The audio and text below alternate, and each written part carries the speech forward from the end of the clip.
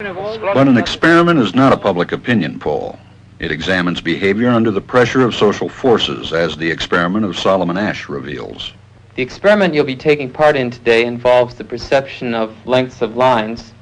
As you can see here, I have a number of cards, and on each card there are several lines. Your task is a very simple one. You're to look at the line on the left and determine which of the three lines on the right is equal to it in length. All right, we'll proceed in this order. You'll give your answer. Only one of the people in the group is a real subject, the fifth person with the white T-shirt. The others are confederates of the experimenter and have been told to give wrong answers on some of the trials. The experiment begins uneventfully as subjects give their judgments. 2, 2, 2, 2, 2, 3, 3, 3, 3. But on the third trial, something happens. 2, 2, 2,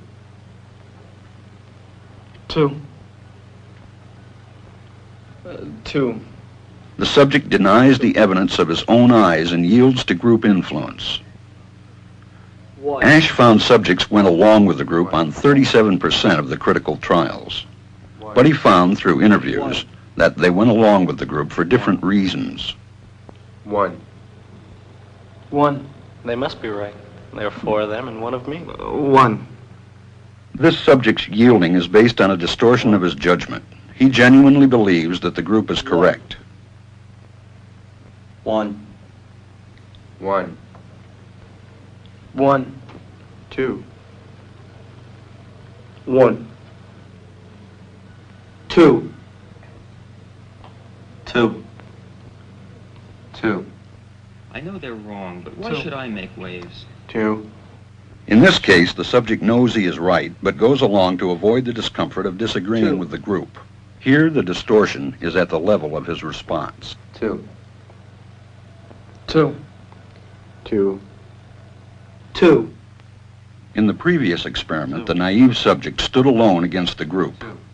In this variation, Asch gave the naive subject a partner, here seated in the third position, who also gives the correct response. 1. 1. 2. 1. 2. With a partner, yielding drops to only 5% of the critical trials compared to 37% without a partner. Although subjects report warmth and good feeling toward the partner, they typically deny that he played a role in their own independence. The partnership variation shows that much of the power of the group came not merely from its numbers, but from the unanimity of its opposition. When that unanimity is punctured, the group's power is greatly reduced. Sometimes we go along with the group because what they say convinces us they are right. This is called informational conformity. But sometimes we conform because we are apprehensive that the group will disapprove if we are deviant. This is called normative conformity. The strength of the normative factor is shown in another variation carried out by Asch. In this variation, the subject is told that because he had arrived late, he would have to write his answers. Subjects in this private response experiment are exposed to the same amount of misleading information as other subjects, but they are immune from any possible criticism by the group. 1. 1. 1. And this enormously reduces the pressure to conform. Conformity drops by 2/3.